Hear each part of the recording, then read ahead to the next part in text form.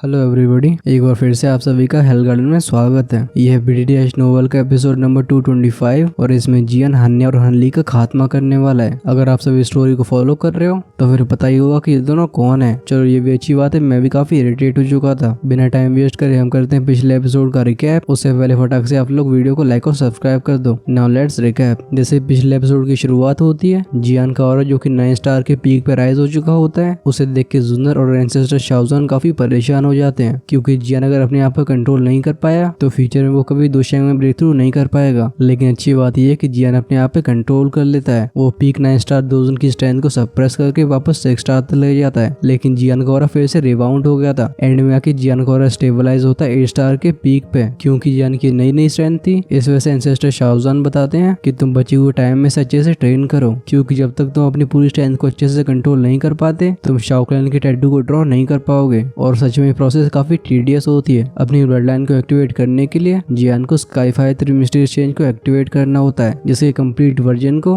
Ancestor शाओज़ान ने जियान को दे दिया था। अब पूरा मैटर डिपेंड करता है जियान के ऊपर। वो पहली दूसरी बार काफी ट्राई करता है लेकिन उसे कोई भी फायदा नहीं होता। शाओज़ान बताते हैं कि तो अपने मन को शांत करके दोबारा कोशिश करो। जब जियान तीसरी बार ट्राई मारता है तो उसके फोरहेड पे 3 लाइंस ड्रॉ हो गई थी। इनका रंग पर्पल रेड होता है, लेकिन जैसी अपीयर होती है ये तुरंत ही गायब भी हो जाती हैं। ये देख के जियान काफी ज्यादा परेशान हो गया था। तभी एंसेस्टर शाओज़ान जियान को बताते हैं कि शाओ क्लैन के पूरे क्लैन टैटू को एक्टिवेट करने के लिए जियान को ऐसी 9 लाइंस को ड्रॉ करना होगा, जिसे 9 स्ट्रोक्स भी बोला जाता है। इसी के साथ जियान की कड़वाहट से भरी ट्रेनिंग शुरू हो जाती है। ये डल ट्रेनिंग चलती रही थी 6 महीने तक। जब हेवली टूम को क्लोज होने के लिए बस 5-6 दिन रह जाते हैं तभी जियान अपनी आंखों को खोलता है। उसके आईब्राउज के बीच में एक मिस्टीरियस सिंबल आ चुका था। ये पर्पल रेड कलर के 9 स्ट्रोक्स होते हैं। अब जियान अपनी आईब्राउज के बीच में सेंस करता है कि वहाँ पे एक मिस्टीरियस एनर्जी सस्पेंडेड है और उसे स्काई फायर 3 मिस्टीरियस चेंज का यूज करने के लिए इस टेक्निक को फॉर्मली एक्टिवेट करने की जरूरत नहीं होगी। अब उसके दिमाग के एक ही थॉट पे ये सीक्रेट टेक्निक पूरी तरीके से अनलीश हो जाएगी। जब ये सब चल रहा होता है अचानक से जियान की स्टोरिंग में से एक जेड पीस बाहर आया था। ये वही जेड पीस होता है जिसे जियान ने एंशिएंट डिवोरिंग इंसेक्ट्स के बीच में से स्नैच किया था। एंसेस्टर शाओज़ान बताते हैं कि ये उनकी इंसेक्ट क्वीन है और इसका बहुत ही खतरनाक लेवल का आर्मर बनाया जा सकता है, जिसे कहते हैं ancient insect emperor cloth. Ancestor Shaozhan Jian से कहते हैं तो इन बचे हुए 4 दिनों में अपनी रिवेंज को कंप्लीट करो। ऑफ कोर्स यहाँ पे बात हो रही थी हन्या और हनली की। तब तक मैं इस आर्मर को तुम्हारे लिए रिफाइन करता हूँ। तुम्हारे जाने से पहले तुम्हें इसे हैंडओवर कर दिया जाएगा। भले ही शाओज़ान हेवली टूम के अंदर कैद हो, लेकिन उनकी हेवली टूम के अंदर खतरनाक लेवल की अथॉरिटी थी। वो हन्या और हनली उनकी नजरों से नहीं छिप पाते। शाओज़ान एक इशारा करते हैं, जियान के सामने एक स्पेस पोर्टल क्रिएट हो गया था, जिसमें जियान और जुनर एंटर करके पहुंच जाते हैं हन्या और हनली के सामने, जिससे उन दोनों को मिल गया था सरप्राइज। खैर अब इन दोनों की कैसे बैंड बजने वाली है हम देखते हैं इस एपिसोड में। दोनों फिगर्स को वॉइड से बाहर आते हुए देख हन्या और हनली के एक्सप्रेशन धीरे धीरे डार्क होने लगते हैं। इन्हें देख के जियान अपने हाथों को स्ट्रेच करता है। वो जुनर दोनों हवा में थे। वो हनिया के डुओ को शिकारी की नजरों से देख के बोलता है, हमें पिछली बार मिले 2 साल हो चुके हैं, लगता है तुम्हारी हालत कुछ खास सही नहीं है। हनिया का चेहरा ग्लूमी था। जब उसके चारों तरफ देखने के बाद उससे वो मिस्टीरियस एक्सपर्ट नहीं मिलता, फाइनली उसके दिल को ठंडक पहुंचती है। वो कोल्ड आवाज में कहता है, जियान तुम एरोगेंट वेव करने की जरूरत नहीं है। भले इस हेवली टूम के अंदर मैं तुम्हें फिनिश ना कर सकूं, लेकिन बाहर जाने के बाद तुम्हें कोई भी नहीं बचा सकता। जियान स्माइल के साथ बोलते हैं, अगर ऐसी बात है तो फिर लगता है मुझे तुम दोनों को यहीं पर रोकना होगा। जिस तरीके की तुम दोनों की स्ट्रेंथ है, आई थिंक तुम दोनों 8 स्टार एनर्जी बॉडीज बन जाओगे, राइट? भले जियान के चेहरे पे स्माइल हो, लेकिन इन शब्दों को सुन के हन्या और हनली एकदम चिल फील करते हैं। अगर 8 स्टार लेवल की एनर्जी बॉडीज की बात करी है तो वो हेवली टूम के 3rd लेवल में सबसे लोएस्ट होती है। अगर वो दोनों सच में ऐसा एग्जिस्टेंस बनने वाले हैं तो फिर उनके लिए मरना ही सही होगा। हन्या अपनी आंखों को नैरो करके बोलता है, लगता है तुम अपने बारे में कुछ ज्यादा ही हाईली सोचते हो। उसकी टोन एकदम डार्क और सिनेस्टर थी। पिछली बार अच्छे से फाइट करने के बाद हन्या और हनली समझ चुके होते हैं कि वो जियान और जुनर को नहीं हरा सकते, लेकिन अगर वो भागना चाहते हो तो फिर जियान के ग्रुप के पास उन्हें रोकने की एबिलिटीज नहीं है। जियान हंस के बोलता है, कैसी बात है? तभी हनली कोल्ड तरीके से रिडिक्यूल करता है। वो कहता है, तुम्हारे जैसे डिक्लाइन शाओ क्लैन से बाहर आने वाला ट्रैश आखिर हमारे सामने एरोगेंट वेव करने की क्या एबिलिटीज को रखता है? अगर तुम उस लड़की की स्ट्रेंथ पर रिलाई नहीं कर रहे होते तो फिर तुम हमारे हाथों से काफी पहले भूत बन चुके होते। उसके चेहरे पे डेंस मर्डरस डिजायर दिखती है। अगर यहाँ पे जुनर नहीं होती तो वो पहले से जियान के ऊपर हमला कर चुका होता। अगर हनली से हन्या को कंपेयर किया जाए तो हन्या काफी काम था। वो हनली से कहते तो इम्पल्सिव मत बनो। अगर ये दोनों यहाँ पे अपीयर हुए हैं तो इनके पास अपनी डेफिनेटली कुछ एबिलिटीज होंगी, हमें पहले विड्रॉ करना चाहिए। भले इस बार सिर्फ जियान और जुनर ही अपीयर हुए हो, लेकिन हन्या काफी अनईजी फील कर रहा है। हन्या की ऐसी डीप आवाज को सुन के हनली हेजिटेट करने लगता है। न चाहते हुए वो नोट करता है, जिसके बाद उसका ध्यान जाता है जियान के ऊपर। वो एक चिलिंग आवाज में कहता है, जियान तुम याद रखना, जब हम अगली बार मिल रहे होंगे वो दिन तुम्हारे फॉलिन स्टार पवेलियन के एनाइलेशन का दिन होगा। ये कहने के बाद हनली और हन्या पीछे जाने लगते हैं। उनकी अलर्ट आंखें जियान और जुनर के ऊपर बनी रहती हैं। वहीं पे दोनों की बॉडी के अंदर की दुखी एकदम खतरनाक तरीके से सर्कुलेट होने लगी थी। हन्या और हनली को दुंदवा के भागते हुए देख जियान के चेहरे पे कोल्ड स्माइल आती है। जियान कहता है भले तुम विड्रॉ करना चाहो लेकिन अभी तुम्हारे हाथ में नहीं रहा। जैसे ही फाइनल वर्ड्स उसके मुंह से बाहर आते हैं जियान की बॉडी किसी घोस्ट की तरह डिसअपीयर हो जाती है। जियान को डिसअपीयर होते हुए देख जुनर के चेहरे पे भी एक इंचेंटिंग स्माइल आई थी। अभी का जियान ऑलरेडी A* दोजन के पीक पे पहुंच चुका है। इस तरीके का लेवल ऑलरेडी हंडुओ से काफी स्ट्रॉन्ग है। इस वजह से जुनर को कोई शक नहीं होता कि जियान अकेले इन दोनों को फिनिश कर सकता है। जिस मोमेंट में जियान की बॉडी डिसअपीयर होती है हन्या और हनली किसी चीज को सेंस करते हैं। हनली कहता है यू आर कॉटिंग डेथ। हम इन दोनों की आंखों को फियर्स होते हुए देखते हैं। उसकी बॉडी ट्रेम्बल होती है। अचानक से वो अपनी फिस्ट को क्लेंच कर लेता है। उसके शरीर में से ब्लैक फॉग बाहर आने लगा था। ये रूथलेस तरीके से सामने के स्पेस में स्मैश हो जाता है। जब हनली का पंच हवा में टकराने वाला होता है उस जगह पे एक इल्यूजनरी सा फिगर दिखाई देता है। वॉइड में से एक फिस्ट बाहर आता है जिसने हनली की ब्लैक फॉग से कवर्ड आर्म को पकड़ लिया होता है। जब हनली की फिस्ट और जियान के पाम में कांटेक्ट होता है तुरंत ही जियान के हाथ में से फाइटिंग फ्लेम बाहर आई थी। जैसे ही हन्या की फिस्ट के ऊपर का वो डार्क कोल्ड फॉग इस हेवली फ्लेम से कांटेक्ट में आता है वो पूरी तरीके से वेपराइज हो गया था। जियान का हाथ किसी पत्थर की तरह था। वो कहता है पिछले 2 सालों में तुम दोनों की ग्रोथ काफी खराब रही है। सच में काफी डिसअपॉइंटिंग बात है। हनली चाहे कितना भी स्ट्रगल कर रहा हो जियान का हाथ बिल्कुल मूव नहीं करता। हनली के एक्सप्रेशन को चेंज होते हुए देख जियान अपने सिर को हिलाता है। जियान का हाथ शुक होता है। वो बड़े अजीब तरीके से हनली के फिस्ट को अवॉइड करके उसके सीने तक पहुंच जाता है। जैसे जियान का हाथ हनली के चेस्ट से कांटेक्ट में आता है किसी ज्वालामुखी की तरह एक फाइटिंग फोर्स इरप्ट होती है। बैंग साउंड के साथ हनली की बॉडी ट्रेम्बल हो जाती है। इतने हैवी ब्लो को सफर करने की वजह से उसका चेहरा तुरंत ही पेल हो चुका था। तुरंत ही हम उसके मुंह से खून की पिचकारी बाहर आते हुए देखते हैं। तुरंत ही हनली की बॉडी किसी कट्टी पतंग की तरह पीछे चली गई थी। जियान के अटैक में इतनी फाइटिंग फोर्स होती है कि जब हनली का शरीर जमीन से टकराता है 100 मीटर चौड़ी गली क्रिएट हो जाती है। नीचे पड़े हनली को इस तरीके से स्ट्रगल करते हुए देख हन्या के चेहरे पे एक इंटेंस शॉक फ्लैश होता है। उसकी दोनों डिसबिलीफ से भरी आंखें जियान की तरफ देखती हैं। वो कहता है 8* दोजन। पिछले पंच में जो जियान ने ऑरा रिलीज किया था वो क्लियरली 8* दोजन पे पहुंच चुका है और तो उस ऑरा की स्ट्रेंथ ऑलरेडी उससे काफी स्ट्रॉन्ग है। हम हन्या की फेस मसल्स को ट्विच करते हुए देखते हैं। वो कहता है सामा खन्ना मतलब ये पॉसिबल कैसे हो सकता है। अंदर से उसका दिल खून के आंसू रो रहा था। पिछले 2 सालों में इन दोनों की स्ट्रेंथ 1 स्टार से भी इंक्रीज नहीं हुई। वहीं पे जियान सीधा 6* दोजन से 8* दोजन तक पहुंच चुका है। इतने बड़े डिफरेंस को हन्या बिल्कुल एक्सेप्ट नहीं कर पा रहा था। हनली को इतने खतरनाक मोमेंटम के साथ फिनिश करने के बाद जियान की नजरें जाती हैं शॉक्ड हन्या के ऊपर। वो कहते हैं अब तुम्हारा टर्न है। जब जियान हन्या की तरफ देखता है तुरंत ही हन्या ने अपनी फिस्ट को क्लेंच कर लिया था। उसको देख रही उसकी आंखें एकदम सिनिस्टर हो जाती हैं। साथ ही में हन्या हैंड सीरीज को चेंज करने लगा था। इन सीरीज के चेंज होते ही हन्या के आईब्रोज के बीच में क्लैन टैटू अपीयर होने लगा था। वो कहता है हालांकि मुझे नहीं पता कि तुम्हारी स्ट्रेंथ इतनी क्यों बढ़ी लेकिन फिर भी तुम मुझे रोकने के लिए बिल्कुल क्वालिफाइड नहीं हो। इस क्लैन टैटू के अपीयरेंस के बाद हन्या की स्ट्रेंथ राइज करने लगी थी। उसके शरीर में से लगातार सोल बॉडीज की चिल्लाने की आवाजें बाहर आती हैं। भले ही जियान की स्ट्रेंथ यहाँ तक पहुंच चुकी हो लेकिन ये हन्या को पैनिक फील नहीं करवा सकती। पिछली बार हनली इस वजह से डिसएडवांटेज में रहा क्योंकि वो काफी केयरलेस था।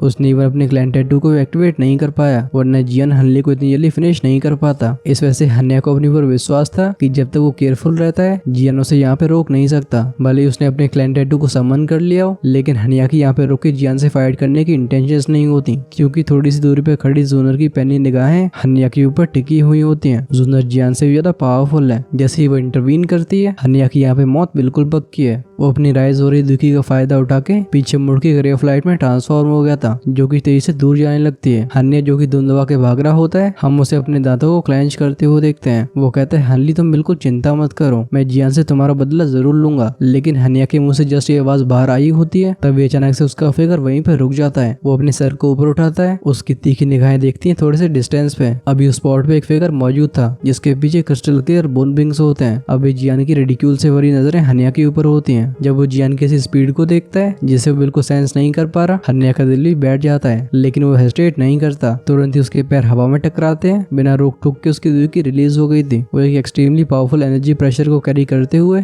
जियान की तरफ शूट हो जाता है। हन्या को सब कुछ रेस करते हुए देख जियान के चेहरे का एक्सप्रेशन बिल्कुल नॉर्मल रहा था। उसकी बॉडी पीछे जाने की वजह आगे बढ़ती है। उसकी काम आंखें सामने से आ रहे फिगर के ऊपर टिकी हुई थी। जब हन्या देखता है कि जियान बिल्कुल डॉज करने की कोशिश नहीं कर रहा उसके दिल में खुशी फैल जाती है। अपने क्लैन टैटू को एक्टिवेट करने के बाद एक 8 दोजन का बिग एक्सपर्ट भी उसे हेड ऑन कोलाइड नहीं कर सकता था। बिना डाउट के जियान की ये मूव एकदम सुसाइडल है। हन्या की स्पीड बहुत ही स्विफ्ट होती है। वो एक ही फ्लैश में जियान की साइड में अपीयर हो जाता है। उसके साथ आ रही वाइल्ड और वायलेंट फोर्स की वजह से जियान के कपड़े लगातार फ्लटर होते हैं। तुरंत ही हन्या ने अपनी फिस्ट को क्लेंच कर लिया था। उसकी पूरी माइटी दुखी हाथ में इकट्ठी होती है जिसके बाद रूथलेस ही पंच पंच को आगे थ्रो कर दिया गया था। जिस मोमेंट में हन्या का पंच आगे जाता है, हम स्पेस को तुरंत ही कोलैप्स होते हुए देखते हैं। तुरंत ही एक 5 फीट बड़ी ब्लैक लाइन जियान की तरफ आगे बढ़ने लगी थी। ये फिस्ट जो कि टेरिफाइंग विंड एनर्जी को कंटेन करता था, इसे स्मैश करने के बाद हन्या कहता है, जियान ज्यादा बड़ी बड़ी बातें करने का ये रिजल्ट होता है। अपनी नेक्स्ट लाइफ में इसे याद रखना। रिगार्डलेस जियान चाहे कितना भी फास्ट हो, वो इस अटैक को डॉज नहीं कर सकता। इस वजह से हन्या के चेहरे पे एक डेंस कोल्ड स्माइल आ जाती है। फाइनली जियान की उन काली आंखों में हम एक रेपल को अपीयर होते हुए देख सकते हैं। उसके चेहरे पे एक रेडिक्यूल भरी स्माइल आती है। साथ ही में जियान के आईब्रोज के सेंटर पे एक पर्पल रेड लाइट फ्लिकर होने लगती है। फाइनली एक mysterious clan tattoo slowly appear होता है। जिस मोमेंट में क्लैन टैटू अपीयर हुआ था, हन्या की हार्ट बीट वहीं पे रुक जाती है। वो कहता है शाओ क्लैन का क्लैन टैटू। उसका दिल एकदम हॉरर से भर गया था। हन्या का डेंस चेहरा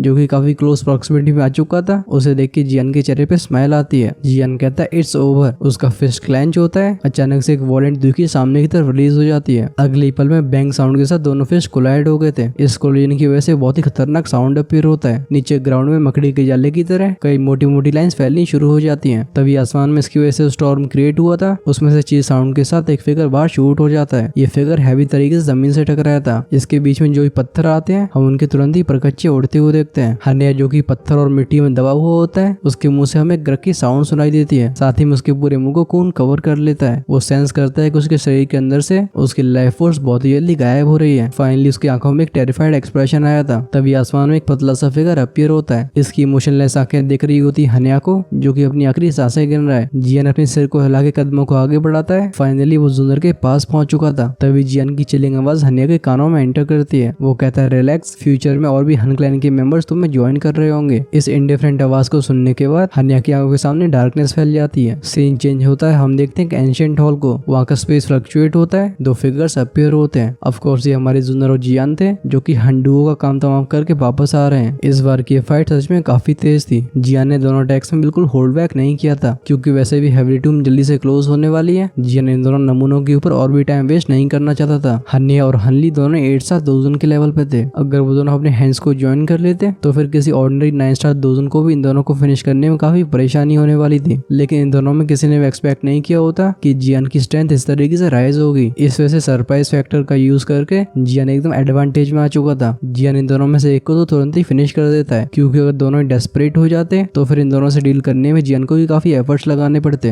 हन्या और हनली का काम तमाम करने के बाद जियान और जुनर कुछ समय तक बाहर रहते हैं। कुछ और एनर्जी कोर्स को कलेक्ट करने के बाद वो लोग वापस एंशिएंट हॉल में लौट आए थे। जियान और जुनर का फिगर जस्ट यहाँ पे अपीयर हुआ था। तभी शाओजन उनके सामने मटेरियलाइज होते हैं। वो ट्रिप के रिजल्ट के बारे में कुछ नहीं पूछते। जैसे ही एंसेस्टर शाओजन अपने हाथों क्लेंच करते हैं, उनके हाथों में एक हल्का सा ग्लो अपीयर हुआ था। इसे वो रैंडमली जियान के हाथों में देके बोलते हैं, यह है एंशिएंट इंसेक्ट एम्पर क्लॉथ। ये तुम्हारी बॉडी से अटैच होती है। ये किसी भी समय तुम्हारे नॉर्मल कपड़ों में ही बदल सकती है। हालांकि इसे सपोर्ट करने के लिए दुखी की रिक्वायरमेंट होती है, लेकिन ये तुम्हें लगातार प्रोटेक्ट करती रहेगी। जियान अपने हाथ को आगे बढ़ा के इस क्लस्टर ऑफ लाइट को रिसीव करता है। जब इस चीज ने उसके हाथ में कांटेक्ट किया था, उसे एक सिल्की स्मूथ फीलिंग आती है। ये चीज बहुत ही कंफर्टेबल थी। शाओजन स्माइल करके जियान को बताते हैं, तुम जल्दी से अपनी खून की बूंद को इसके ऊपर ड्रॉप करो, जिससे तुम्हारी बॉडी में स्टोर हो पाएगा। जियान तुरंत ही शाओजन की बात को फॉलो करता है। जैसे उसकी खून की बूंद इस पर ड्रॉप होती है, ये क्लोथ तुरंत ही विगल होने लगा था। ये किसी लिक्विड की तरह उसके हाथ में आके पल भर में उसकी बॉडी से मर्ज हो जाता है। जैसे ही ब्लैक लाइट जियान की बॉडी के अंदर एंटर करती है, वो तुरंत ही सेंस करता है कि उसकी बॉडी को किसी स्पाइडर वेब जैसी एनर्जी ने कवर कर लिया है। ये जियान की बॉडी के हर एक पार्ट को कवर करता है। जैसे जियान इसके बारे में सोचता है, उसके स्किन के ऊपर एक ब्लैक लाइट फ्लैश होती है। फटक से जियान को एक काले रंग की रोब कवर कर लेती है। जियान के हाथ इस कपड़े को काफी ध्यान से रफ करते हैं, जिसने उसकी बॉडी को कवर कर लिया था। ये मटेरियल भले ही सॉफ्ट लग रहा हो, लेकिन जियान इसे खतरनाक लेवल की टफनेस को सेंस कर पा रहा था। वो कहता है कि यही एंशिएंट इंसेक्ट एम्पर क्लॉथ है, सच में काफी मिस्टीरियस है। जियान को खुश होते हुए देख एंसेस्टर शाओजन भी अपनी दाढ़ी को फॉन्डल करते हैं। वो हंस के बोलते, हाँ हाँ बिल्कुल, पुराने समय में इस एंशिएंट इंसेक्ट एम्पर क्लॉथ की बहुत डिमांड थी, स्पेशली एक इंसेक्ट एम्पर क्लॉथ जिसे इंसेक्ट क्वीन को रिफाइन करके बनाया गया हो। इसकी वैल्यू किसी टियान क्लास की दोस्त से बिल्कुल कम नहीं होने वाली, और तो इसे हासिल करना एक्सट्रीमली लकी बात है। आफ्टर ऑल इंसेक्ट क्वीन जैसी पावरफुल एग्जिस्टेंस अच्छे अच्छों को दूर चिटाने के लिए काफी है। जियान नोट करता है। हालांकि इस एंशिएंट इंसेक्ट एम्पर क्लॉथ को मेंटेन करने के लिए दुखी की रिक्वायरमेंट होती है, लेकिन जियान जो कि क्वाज़ी टियान क्लास के ची मेथड को पोजेस करता है, उसके लिए ऐसा एग्जॉशन कुछ खास नहीं है। इस वजह से एंशिएंट इंसेक्ट एम्पर क्लॉथ उसकी बॉडी से लगातार चिपका रह सकता है। अगर फ्यूचर में जियान के ऊपर स्नीक अटैक होता है तब एक क्लो सबसे ज्यादा काम आने वाला है। जियान को एंशिएंट इंसेक्ट टेम्पर क्लो से खेलते हुए देख एंसेस्टर शाओजुआन स्माइल करते हैं। कुछ समय बाद वो अचानक से बोलते हैं, अगर दिनों को गिना जाए तो तुम आज हेवली टूम से बाहर जाने वाले हो। जियान की आंखें एंशिएंट टेम्पर क्लो से शिफ्ट होती हैं। वो हल्के से नोट करता है। जियान सॉफ्ट आवाज में साय करता है लेकिन उसके पास कुछ भी कहने के लिए नहीं होता। एक ही इंस्टेंट के अंदर इस हॉल का वातावरण काफी ज्यादा इंटेंस हो जाता है। शाओजुआन स्माइल करके अपने सिर को हिलाते हैं। वो कहते हैं, अल्टीमेटली तुम्हें जाना ही होगा, तुम हमारे शाओ क्लैन की आखिरी होप हो। वो जियान के कंधे को थपथपाते हुए बोलते हैं, लिटिल फेलो, मैं तुम्हारा हेवली टूम में वापस लौटने का इंतजार करूंगा। उस समय तुम मुझे बिल्कुल डिसअपॉइंट नहीं कर सकते। जियान डीप आवाज में कहता है, एंसेस्टर आप चिंता मत करो, जब तक मैं जियान दोशेंग क्लास में एंटर नहीं कर लेता तब तक मैं अपने चेहरे को आपको नहीं दिखाऊंगा। ये सुन के शाओजुआन खुश हो जाते हैं। हम उन्हें नोट करते हुए देखते हैं। साइड में बैठी जुनर इन दोनों को बात करते हुए देख रही होती है। अचानक से वो खड़े होकर बोलती है, बिग ब्रदर जियान, समय खत्म हो गया। दोनों लोग जो कि खुशी खुशी बात कर रहे होते हैं ये सुन के तुरंत ही चुपचाप हो जाते हैं। जियान कुछ समय के लिए तो साइलेंट रहता है, जिसके बाद अपने हाथों को कप करके एंसेस्टर शाओजुआन को बाव करते हुए देखते हैं। शाओजुआन स्माइल करके बोलते हैं, लिटिल फेलो, शाओ क्लैन का फ्यूचर तुम पर डिपेंड करता है। जियान ने हैवी तरीके से नोट किया था। वो जस्ट कुछ और बोलने वाला होता है तभी अचानक से आसपास में स्पेशल फ्लक्चुएशन शुरू हो जाती हैं। इस स्पेशल स्ट्रेंथ में से सक्शन फोर्स क्रिएट होती है जिसे रेजिस्ट करना बहुत मुश्किल था। ऐसा लगता है फोर्सफुली स्पेस को अब्सॉर्ब कर रही है। इस पावरफुल सक्शन फोर्स को सेंस करके जियान समझ गया था कि 3 साल खत्म हो चुके हैं। अब हेवली टूम फोर्सफुली सबको बाहर फेंक रही है, बोले तो एक्सपेल कर रही है। जियान कहता है, एंसेस्टर आप अपना ध्यान रखना, मैं फ्यूचर में आपको हेवली टूम से बाहर जरूर निकालूंगा। जियान की मुंह से आवाज जस्ट बाहर आई थी तभी स्पेस बीच में से फट जाता है। एक सक्शन फोर्स एरप्ट हुई थी जो कि जियान और जुनर को निगल जाती है। जियान और जुनर को डिसअपीयर होते हुए देख शाओजुआन के चेहरे पे खुशी से भरी स्माइल आई थी। कुछ समय बाद वो साय करके बड़बड़ाते हुए बोलते हैं, शाओ क्लैन के एंसेस्टर्स, तुम इस लिटिल फेलो को ब्लेस करना, हमारे क्लैन का डिस्ट्रक्शन और राइज इस पे डिपेंड करेगा। सीन चेंज होता है। हम देखते एक माउंटेन रेंज को, कई फिगर्स आसमान में सस्पेंडेड थे। इन सभी की आंखें डिस्टॉर्टेड स्पेस से फोकस होती हैं। हम देखते हैं एक फिगर को जो सामने फ्लोट कर रहे एल्डर से बोलता है, एल्डर टोंगजुआन, हेवली टूम की 3 ईयर लिमिट आज खत्म होने वाली होगी, राइट? ये सुन के एल्डर टोंगजुआन इंडिफरेंट तरीके से नोट करते हैं। उनकी आंखें भी डिस्टॉर्टेड स्पेस को देख रही होती हैं। बाकियों की तरह वो भी अंदर से काफी नर्वस होते हैं। हेवली टूम के अंदर कैसे कैसे खतरे होते हैं वो इस चीज को बड़ी आसानी से समझते थे। अगर गू क्लैन के उन इंडिविजुअल्स को कुछ भी हो जाता है तो फिर गू क्लैन काफी बड़े लॉस में जाएगा। तभी गू क्लैन का एक एल्डर अपनी दाढ़ी सहलाती हुए हंस के बोलता है, आई वंडर इस बार हेवली टूम के अंदर सबसे ज्यादा इंप्रूवमेंट किसका हुआ होगा। तभी साइड में से आवाज आती है, तो उनके फेट पे डिपेंड करेगा। जब आसमान में मौजूद सभी फिगर्स एक दूसरे से चैट कर रहे होते हैं अचानक से एक ब्लैक स्पेशल मार्क अपीयर होता है। इसमें से तुरंत ही कई फिगर्स बाहर आने लगते हैं। सबसे पहले अपीयर होने वाले दोनों फिगर्स को देख के कई लोग नोट करते हैं। वो कहते हैं ये दोनों लेक लाइन के हैं। लगता है इन दोनों ने ज्यादा सफर नहीं किया। और तो और अगर इनके अभी के ऑरे को कंपेयर किया जाए तो उनकी ऑरे की स्ट्रेंथ उनके 6 महीने वाले ऑरे से काफी स्ट्रॉन्ग है। लगता है हेवली टूम में ये लोग काफी ग्रो हुए हैं। लेक लाइन के दोनों मेंबर्स के बाहर आने के बाद और भी एक के बाद एक फिगर्स बाहर आने शुरू हो जाते हैं। लेक लाइन के बाद याओ क्लैन के मेंबर्स बाहर आते हैं, जिसके बाद है येन क्लैन। अगर इन सभी के अभी के औरों को तब के औरों से कंपेयर किया जाए जब इन सभी ने हेवली टूम में एंटर किया था तो ये ऑरे सिग्निफिकेंटली इंक्रीज हो चुके हैं। स्पेशली जब बात होती शी क्लैन के मेंबर्स की तो इनकी इंप्रूवमेंट काफी सही थी। उनके एक मेंबर ने 7 स्टार दोजोन से 8 स्टार दोजोन में ब्रेक थ्रू कर लिया होता है। इसे देख के कई लोग एनवी फील करते हैं। चीज साउंड के साथ सभी की आंखों के सामने एक और स्पेशल क्रैक अपीयर होता है। तुरंत ही सभी के सामने 2 फिगर्स अंदर से बाहर आए थे। ये जैसे ही स्पेशल क्रैक में से एग्जिट करते हैं हम इन्हें तुरंत ही नीचे गिरते हुए देखते हैं। जब गू क्लैन के एल्डर्स इस सीन को देखते हैं तुरंत ही उनके हाथों से जेंटल फोर्स बाहर आती है। जेंटल फोर्स ने इन दोनों बॉडीज को हवा में उठा लिया था। इन दोनों को देख के सभी लोग डिस्कवर करते हैं कि दोनों की बॉडीज के अंदर से बिल्कुल लाइफ फोर्स मौजूद नहीं है। जब इन दोनों डेड बॉडीज को रिकॉग्नाइज किया जाता है कई लोगों के एक्सप्रेशन चेंज होते हैं। एक बंदा कहता है ये तो हन क्लैन के हन्या और हनली हैं। इन दोनों की एक्चुअली में हेवली टूम में जान चली गई। At the same time elder Tongxuan की आईब्रोज नेट हो जाती है। आसमान में दोनों डेड बॉडीज को देख के गू क्लैन के सभी लोग एक दूसरे को देखते हैं। वो सभी अंदर से काफी खुश थे। गू और हन क्लैन के बीच में पहले से दुश्मनी है। जिस तरीके से इन दोनों की जान हेवली टूम में गई है आखिर गू क्लैन के लोग खुश क्यों नहीं होते। हुओजोन और बाकी के लोग जिन्होंने इन दोनों के साथ हेवली टूम में एंटर किया था वो हन्या और हनली की कॉर्प्सेस को देख के एकदम स्टैंड रह जाते हैं। तुरंत ही सभी लोग डीप थॉट्स में चले गए थे। भले ही हेवली टूम काफी डेंजरस हो लेकिन सभी एंशिएंट क्लैंस उन जगहों को जानते हैं जिन्हें हर कीमत पे अवॉइड करना है। तो फिर हन्या और हनली की एक साथ जान कैसे जा सकती है। हुओजोन सॉफ्ट आवाज में कहता है ये मामला इतना सिंपल नहीं लगता। इस क्वेश्चन को सुन के उस हुओजी के आईब्रोज ट्विच होती है। वो कहती है तुम्हारा क्या मतलब। हुओजोन धीमी आवाज में कहता है जैसे ये लोग हेवली टूम में एंटर करते हैं ये दोनों सीधे जुनर और जियान को टारगेट करने लगे थे। और तो और हम सबके इकट्ठे होने से पहले भी जियान और हन्या के ग्रुप के बीच में फाइट हो चुकी होती है। लेकिन लगता है हुओजी इस बात से डिसएग्री करती थी। वो कहती है क्या तुम्हें ऐसा लगता है कि ये दोनों जियान और जुनर के हाथों से मारे गए हैं। अगर हन्या और हनली अपने हैंड्स को ज्वाइन कर लेते जाते हैं तो फिर एक 9 स्टार दोजोन भी इन्हें भागने से नहीं रोक सकता। और जैसी जियान की स्ट्रेंथ है मुझे ऐसा नहीं लगता। ये सुन के होजोन के चेहरे पे स्माइल आ जाती है। वो कहता है कौन ही जानता है, वैसे भी ये दोनों अच्छे कैरेक्टर्स नहीं है, इनकी जिंदा या मरने से हमें कोई फर्क नहीं पड़ता। अचानक से होजोन का हार्ट ट्रेम्बल होता है, उसके पीछे एक स्पेशल क्रैक अपीयर हुआ था। इसमें से 4 पावरफुल फिगर्स बाहर आते हैं। जब गू क्लैन के सभी एल्डर्स इन चारों को सही सलामत देखते हैं तभी उनके दिल को ठंडक पहुंची थी। ये चारों फिगर गुचिंगांग के ग्रुप को बिलोंग करते थे। स्पेशल क्रैक लाइन से बाहर आने के बाद गुचिंगांग का ग्रुप सहाय करता है। ये सभी दोबारा से पूरे हरे भरे माहौल को देखते हैं। पिछले 3 साल की डल ट्रेनिंग ने इन सभी के दिमाग को कहीं न कहीं अफेक्ट किया है। जब ये सभी हरे भरे माउंटेन्स को देख रहे होते हैं